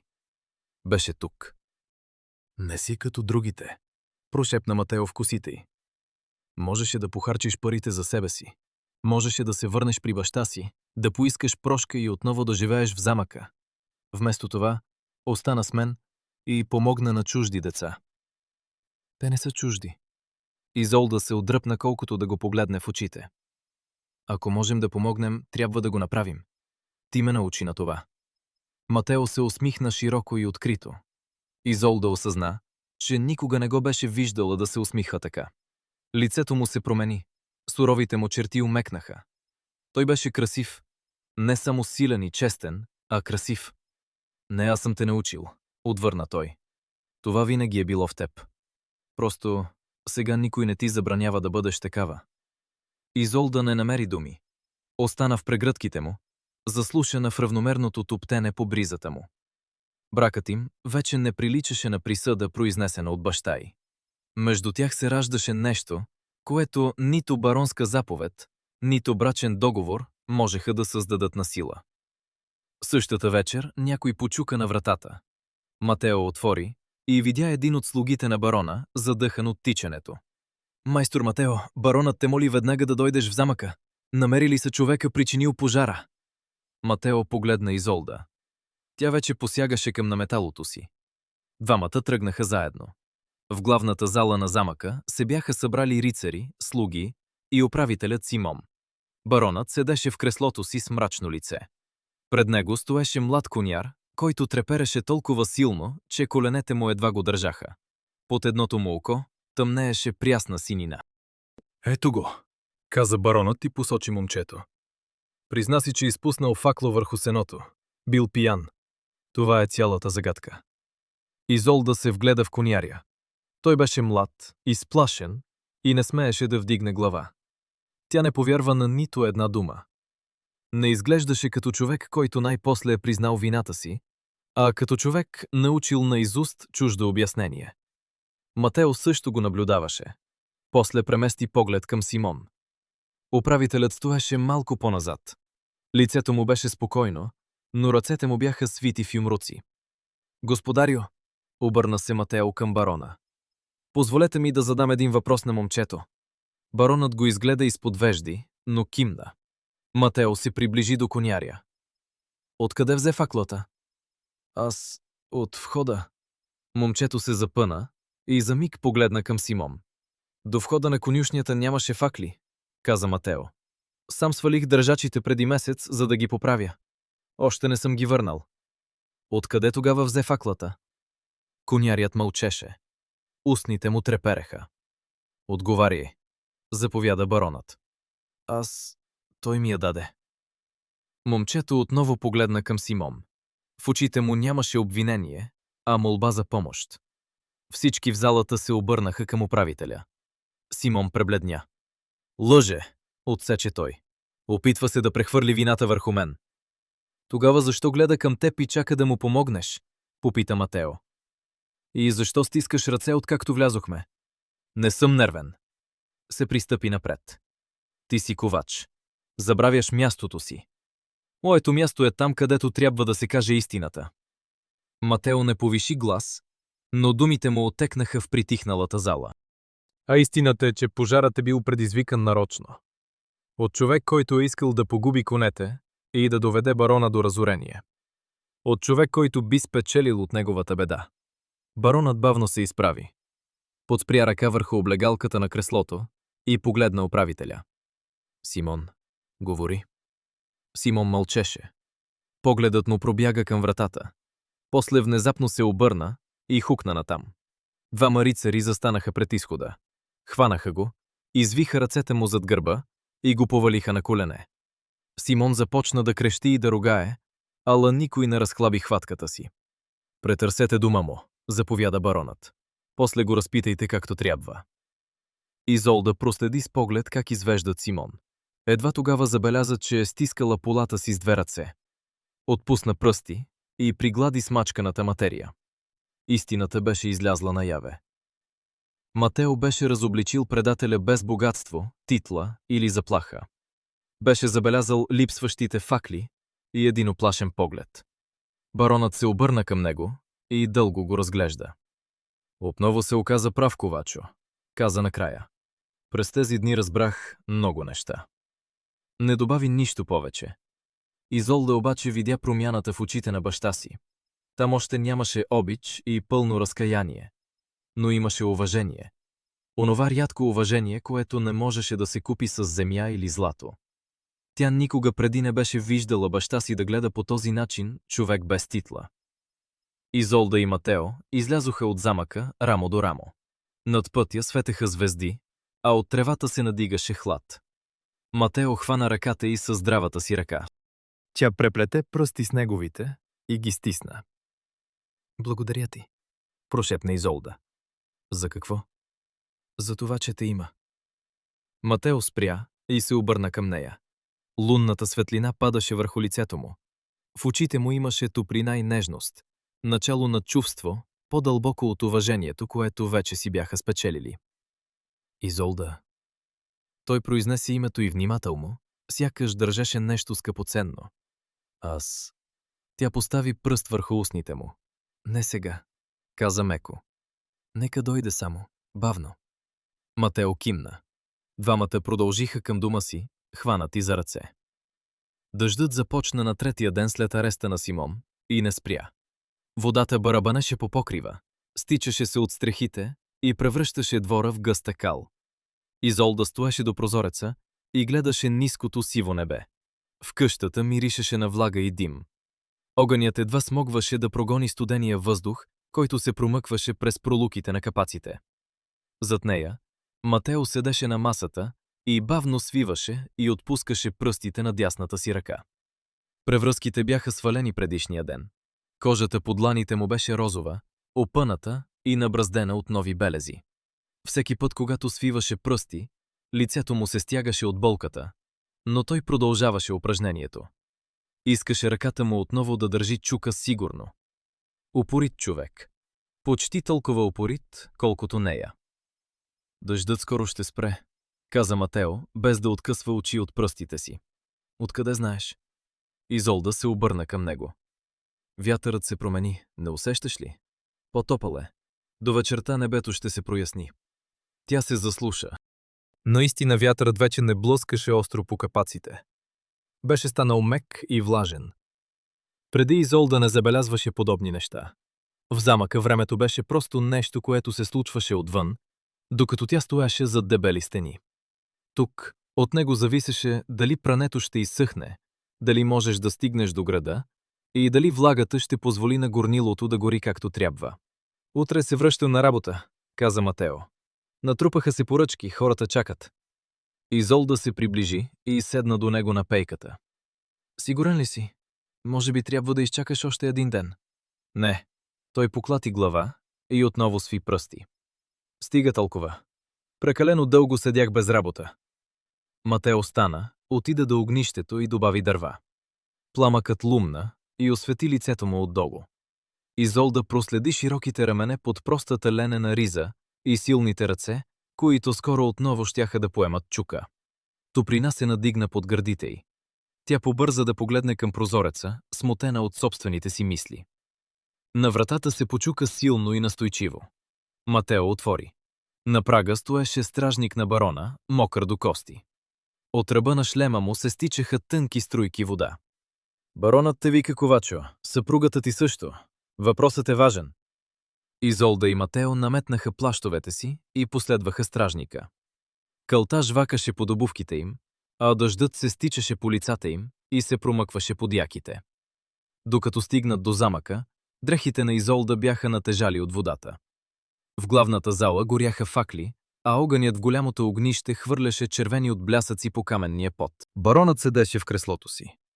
До него чакаха двама рицари и свещеникът, отец Бернар. «Влезте», каза баронът. «Седнете. Трябва да чуете нещо». Те седнаха на пейката до стената.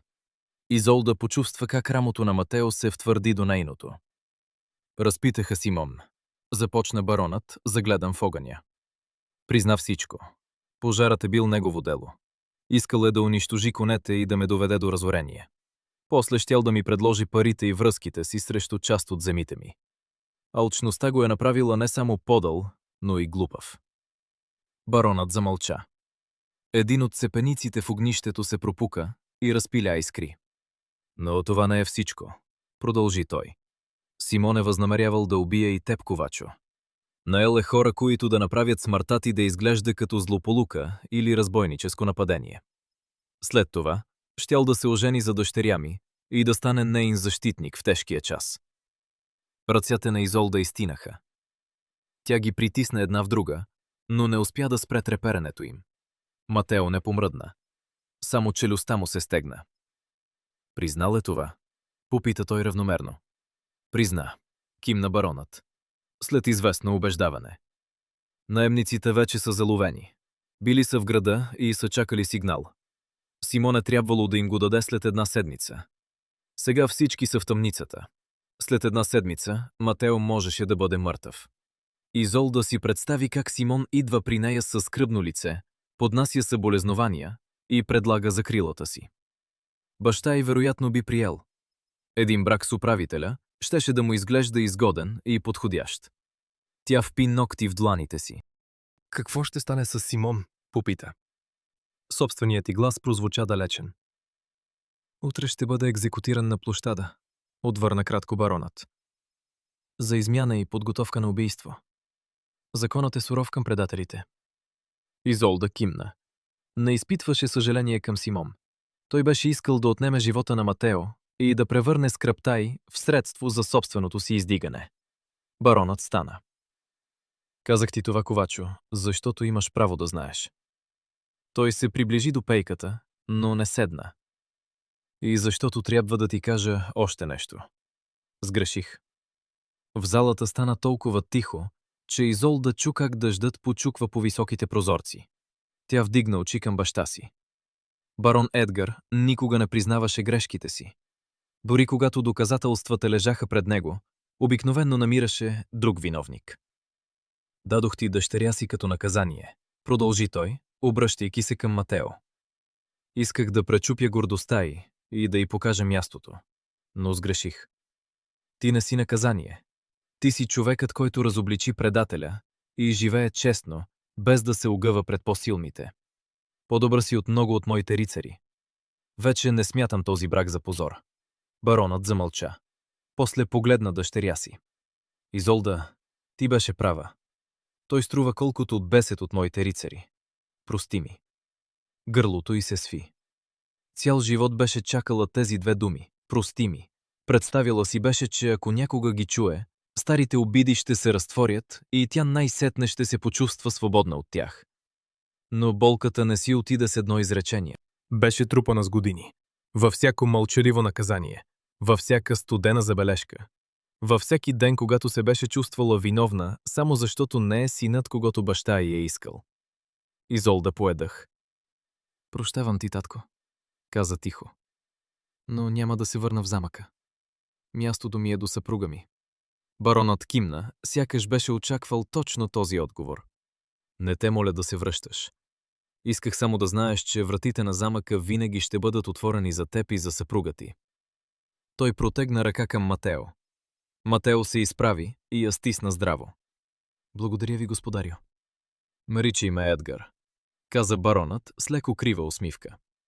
Вече си част от семейството, колкото и странно да ми звучи, когато го казвам. Когато Изолда и Матео излязоха от замъка, дъждът почти беше спрял. Небето се разкъсваше и през облаците проникваха лъчите на залязващото слънце. Въздухът миришеше на мокра земя, трева и камък. Изолда вървеше мълчаливо. Облегчението, гневът и закъснелият страх се блъскаха в нея. Симон беше заловен. Наемниците бяха в тъмницата. Матео беше до нея. Ала мисълта колко близо е била до загубата му, не я оставяше. Мълчиш? Каза той, когато минаха отвъд портите. Мисля. За какво? За това, че можех да те загубя, преди дори да съм те опознало истински. Матео спря и се обърна към нея. Слънцето беше зад гърба му и оставяше лицето му в сянка, но очите му се виждаха ясно, тъмни и сериозни. Не си ме загубила, каза той. Тук съм. Сега си тук. Изолда пристъпи по-близо. Но утре, в други ден, работиш с огън и желязо. Всеки ден можеш да се нараниш. А аз не знам как да живея с този страх. Матео вдигна ръка и докосна лицето из върховете на пръстите си. Плъзна ги по скулата и по линията на брадичката й. Докосването беше леко, ала Изолда го усети чак в коленете си. Страхуваш се, защото ти е грижа за мен, прошепна той. Радвам се, че ти е грижа. Грижа ме. Отдавна. Само, че се страхувах да го кажа. Страхувах се, че ти не... И аз се страхувах. Прекъсна я Матео. Още от деня, когато работеше с меховете в ковачницата. Ръцете те боляха, но не се отказа. После продаде пръстена на майка си заради дете, което дори не познаваше. Застана до мен пред баща си и му каза, че струвам колкото 10 рицари. Не само те уважавам, Изолда. Той се запъна. Изолда го гледаше без да смее да помръдне. Сърцето й удряше толкова силно, че й се струваше невъзможно той да не го чува. Кажи го, помоли тя. Кажи ми. Обичам те. Матео произнесе думите бавно и ясно, като клетва. Не знам кога започна. Може би още през първата нощ, когато лежеше на леглото и изтискаше завивката, за да не заплачеш, макар че те болеше. Може би по-късно. Но е истина. Обичам те. Погледът на Изолда се замъгли. Тя не успя да задържи сълзите и този път не извърна глава, за да ги скрие. Пристъпи към него, обви ръце около кръста му и притисна лице в гърдите му. Матео я прегърна с цялата сила, която се боеше да използва. И аз те обичам, каза тя между накъсаните си вдишвания. Не знам кога започна. Знам само, че не мога да го спра. И не искам. Останаха дълго насред пътя. Около тях вечерта продължаваше да слиза над земята. В дърветата пееха птици. Мокрите листа шумоляха под вятъра, а някъде далеч залая куче. Когато най-сетне се пуснаха, Матео отново хвана ръката й и двамата поеха към дома. По пътя той заговори за новата стая, която щеше да построи, както беше обещал на барона. Искаше да бъде светла, с голям прозорец и по-хубаво легло с истински дюшек. Изолда го слушаше и си представяше бъдещето им. Нямаше да бъде леко, но щеше да бъде тяхно и никой нямаше да го избира вместо тях. Вечерта, докато седяха край огнището, Изолда извади от съндъка лененото платно, подарено и от жените в селото. Вдена конеца в иглата и започна да шие. Бодът й още беше неравен, но тя внимателно се връщаше към всяко пропуснато място. Матео наблюдаваше как пръстите й се движат по плата и как тя прехапва устна, щом се съсредоточи. Какво шиеш? Риза. За теб. Изолда не вдигна очи. Старата ти риза съвсем се износи. Искам да ти направя нова. Може да стане малко крива, но ще бъде прекрасна, каза Матео. Защото я правиш за мен. Тя вдигна глава и му се усмихна. В тази усмивка имаше такава нежност, че Матео забрави какво искаше да каже. Пред него седеше неговата горда и упорита съпруга, дъщерята на барона, която се беше научила да бъде жена на ковач, без да се превърне в покорна сянка. Матео, Изолда остави шиенето в скута си. Тази нощ не искам да спиш до огнището. Той застина. Сигурна ли си? Сигурна съм, ти си мой съпруг, а аз съм твоя съпруга. Искам да бъда с теб. Истински. Матео стана бавно, приближи се и коленичи до нея. Взе ръцете й в своите, като внимаваше с още болезнените си длани. Не искам да те пришпорвам. И не искам да го правиш, защото смяташ, че си длъжна. Не е дълг. Изолда се наведе, и допря челото си до неговото. Това искам. С теб. Само с теб. Матео я целуна нежно и бавно, сякаш все още се страхуваше да не я изплаши. Изолда отвърна на целувката. В нея нямаше подчинение и нямаше сметка, само доверие, обич и обещание. Когато устните им се разделиха, Матео се изправи и подаде ръка. Тя я пое. Той угаси свещите една по една. Остави само тлеещите въглени в огнището и отведе Изолда към леглото. Вече тяхното легло. Това беше първата им истинска брачна нощ. Не защото някой ги беше принудил, не заради договор или титла, а защото сами се бяха избрали. На сутринта меката светлина отсвети стените. Изолда лежеше в прегръдките на Матео и слушаше дишането му. Зимата дойде рано през онази година. Първият сняг падна в средата на ноември и покри селото с дебела бяла пелена. Изолда се събуди от тишината, онази особена приглушена тишина след снеговалеж. Отвори очи и видя, че Матео вече е станал. Мястото до нея беше топло, но празно. Тя се протегна. В тялото й имаше приятна умора. Бяха минали 4 месеца от нощта, в която за първи път наистина станаха съпруг и съпруга. През тези 4 месеца всекидневието им беше останало същото и все пак всичко в него беше различно. Изолда продължаваше да става по разсъмване, да носи вода, да готви и да пере. Но вече не приемаше тези неща като изпитание. Това беше животът, който сама беше избрала. Тя стана, наметна вълнен плащ върху нощната си риза и отиде до прозореца. Истинското стъкло беше поставено преди месец. Матео го беше получил от странстващ търговец срещу подкови. Отвън се простираше бял свят. Сняг лежеше по покривите, по купчината дърва и по голите клони. Насред двора, Матео без плащ и само по риза разчистваше пътеката към кладенеца с широка дървена лопата. Изолда се усмихна. След всеки снеговалеж, той първо разчистваше пътеката до кладенеца, за да й бъде по-лесно да носи вода. Дребна грижа, за която никога не искаше благодарност. Тя бързо се облече и изплете косата си. Медните кичури вече стигаха почти до кръста й. Завърза кърпата и слезе до огнището. Ръцете й работеха уверено.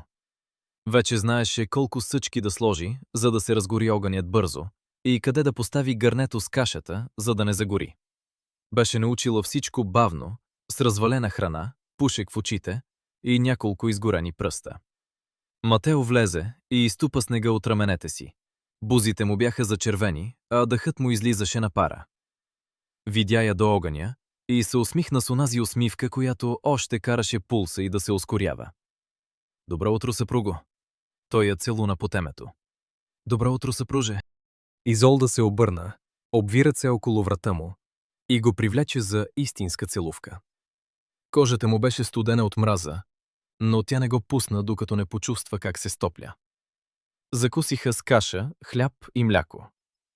Матео й разказа какво трябва да свърши през деня. Да наточи плуговете на селяните, да поправи ключалката на църковната порта и да изкове нови панти за хамбара на мелничаря. Работата беше много, но той не се оплакваше. Обичаше занаята си, а хората го уважаваха, защото не претупваше нищо. Днес ще отида в замъка, каза Изолда и доля мляко в чашата му. Баща ми ме помоли да го посетя. Твърди, че има нещо важно. Отношенията й с барон Едгар се бяха подобрили през тези месеци. Не бяха станали близки, но вече можеха да разговарят спокойно.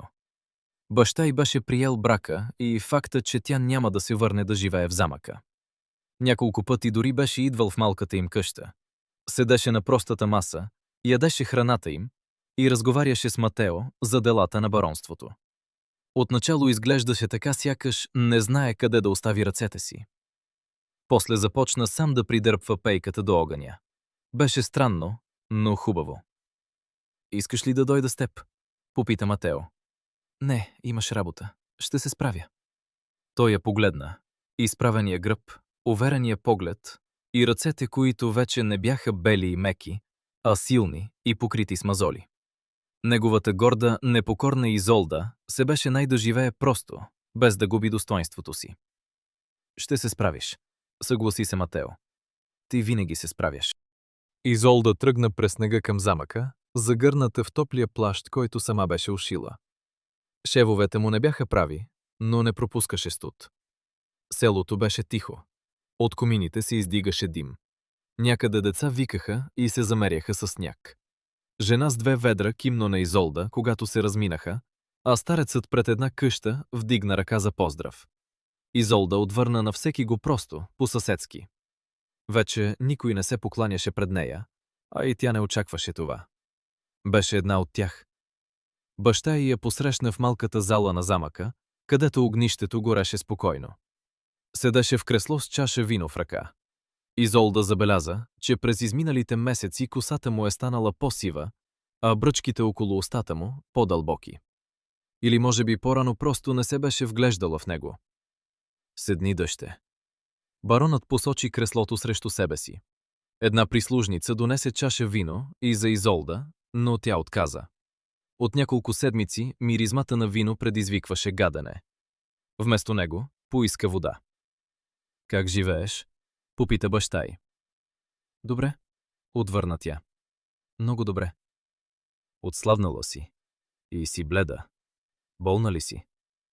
Изолда се усмихна. Баща й беше забелязал онова, което самата тя беше разбрала едва преди седмица. Не съм болна. Очаквам дете. Баронът застина с чашата до устните. После бавно я свали и дълго гледа дъщеря си. Сигурна ли си? Сигурна съм. Акушерката го потвърди. Ще се роди през пролетта. Баща й мълчеше и Изолда не успяваше да разчете лицето му. После той остави чашата, стана и се приближи. Коленичи до креслото й.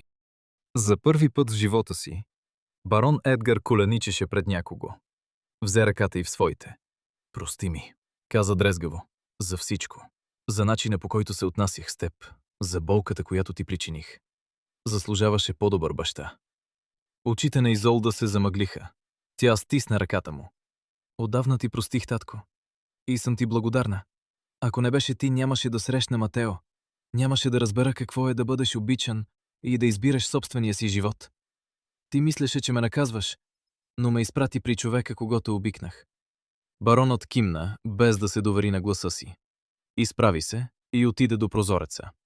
Дълго гледа снега отвън. Искам да ти помогна, каза най-сетне. На теб и на детето. На моя внук или внучка. Искам да им дам онова, което мога. Няма да им трябва златото ти, отвърна меко Изолда. Ще им трябва семейство. Бъди техен дядо. Идвай в дома ни. Дръж детето на ръце. Разказвай му истории. Това ще бъде подаръкът ти. Баронът се обърна. В очите му блестяха сълзи. Изолда никога не беше виждала баща си да плаче. Ще се постарая да бъда по-добър, обеща той. За теб, за детето и за Матео. Когато Изолда се прибра вечерта, влезе в топлата осветена къща, която миришеше на дим и желязо. Матео седеше на масата и поправяше някакъв инструмент. Щом я видя, веднага го остави. Как мина? Изолда свали плаща си, приближи се и седна в скута му. Взе ръката му и я постави върху корема си, там където под роклята и ризата растеше нов живот. Ще имаме дете, каза тихо. Матео застина. Ръката му потрепна под нейната длан. Той я погледна. В очите му се смениха изумление, радост, страх и такава обич, че Изолда едва удържа усмивката си. Дете, повтори той, сякаш думата му беше непозната. Ще имаме дете. През пролетта. Акушерката каза през май, когато цъфнат ябълките. Матео я привлече към себе си и я прегърна толкова силно, че тя едва си пое въздух. Скри лице в косите й. Изолда почувства как раменете му треперят. Ще бъда добър баща, каза той дрезгаво. Заклевам ти се. Ще бъда за детето такъв, какъвто моят баща не беше за мен. Ще бъдеш най-добрият баща, отвърна твърдо Изолда. Знам го. Останаха прегърнати, докато навън се стъмни. После Матео запали свещите, а Изолда сложи вечерята на масата. Готвенето вече беше част от нейния ден и тя се справяше все по-добре. Докато се хранеха, разговаряха за бъдещето. Трябваше да пристроят още една стая за детето. Искаха да го научат на честност, трудолюбие и доброта. Не с поучения, а с начина, по който самите те живееха. Когато си легнаха, Матео дълго не заспа. Лежеше по гръб с ръка върху корема на Изолда и гледаше в тъмнината. «За какво мислиш?» попита тя шепнешком. «Че съм най-щастливият човек на света», отвърна той, и че се страхувам да не се окажа недостоен за това щастие. Изолда се обърна към него и го целуна по устните. «Всеки ден показваш, че си достоен. Показа ми как човек може да бъде силен и да остане добър. Да бъде горд, без да унижава другите. Да обича, без да иска отплата за всяка грижа». Матео погали бузата й. «И ти ми показа много. Показа ми, че титлата не прави човека благороден. Че човек може да се учи и да се променя, колкото и трудно да му е. Дойде при мен като дъщеря на барон, горда и нещастна. Сега си моя съпруга и майка на детето ни. И си щастлива. Понякога още ми се струва чудо». «Не е чудо». Изолда се усмихна в тъмнината. «Избор е. Всеки ден избирам този живот, този дом и теб. Ще продължа да ви избирам до края на дните си». На следващата сутрин небето беше ясно, а студът беше стегнал снега. Изолда стана първа, нещо рядко за нея. Облече се тихо, за да не събуди Мато, и излезе в двора. Снегът блестеше под слънцето. Въздухът беше толкова чист, че тя пое дълбоко дъх. Застана насред двора с едната ръка върху корема си и погледна събуждащото се село. От комините се издигаше дим. Чуваха се човешки гласове, кучешки лай и скърцането на макарата над кладенеца. Вратата зад нея се отвори. Матео излезе, увит в плаща си. Приближи се, прегърна я отзад и положи брадичка върху рамото й. «Какво виждаш?» попита той. «Бъдещето. Нашето бъдеще. Няма да бъде лесно. Зимата ще е студена, работа винаги ще има много, а парите вероятно все ще са малко. Но животът ни ще бъде честен, щастлив и истински. И ще преминем през всичко заедно», каза Матео. «Заедно», повтори Изолда. Останаха така, притиснати един до друг, и гледаха пътя, който тръгваше от малката им къща и се губеше в далечината. По него ги чакаха още много дни. Едни тежки, други радостни. Когато трябваше да вървят, щяха да тръгват рамо до рамо. Знаете ли кое е най-неочакваното в тази история? В началото тя изглеждаше като разказ за наказание. Горда баронска дъщеря беше дадена за съпруга на куцковач, за да получи урок по покорство и да задоволи жестокото решение на баща си. Всичко сочеше към история за падение. Но някъде по средата, може би в онзи ден, когато Изолда застана пред меховете в ковачницата и отказа да ги пусне въпреки болката в ръцете, стана ясно, че това е история за издигане. Изолда трябваше да изгуби замъка, титлата и положението си, за да разбере коя е без тях. Матео трябваше да прекара 8 години сам, за да оцени онова, което по-късно влезе в дома му. Хората се страхуват да падат. Вкопчват се в положението си, в познатото и в онова, което изглежда сигурно. Понякога обаче, животът ги изтръгва грубо оттам, така както барон Едгар изтръгна дъщеря си с една заповед и без обяснение. За Изолда, това, което започна като наказание, се превърна в освобождение. Когато престана да бъде преди всичко дъщерята на барона, тя остана просто Изолда, жена, която носеше вода, месеше хляб, работеше с меховете и обичаше ковача с обгорените ръце. В тази проста всекидневна работа тя намери повече достоинство, отколкото някога беше усещала в копринените си одежди. Разбира се, къщата им отдавна е изчезнала. Онази каменна постройка в края на селото вероятно е разрушена преди 5 или 6 века. Ковачницата също я няма. Може би някъде в музея е останала подкова, изработена от майстор Матео. Без надпис и без име. Просто парче старо желязо зад стъкло. Детето им се е родило, пораснало е, остаряло е и е починало. След него са си отишли внуците и правнуците им. Но разказът за избора им е останал. За това, че предпочетоха честността пред изгодата, добротата пред гордостта и общия труд пред удобния живот, наложен от друг. Благодаря ви, че останахте с Изолда и Матео до края на тяхната история.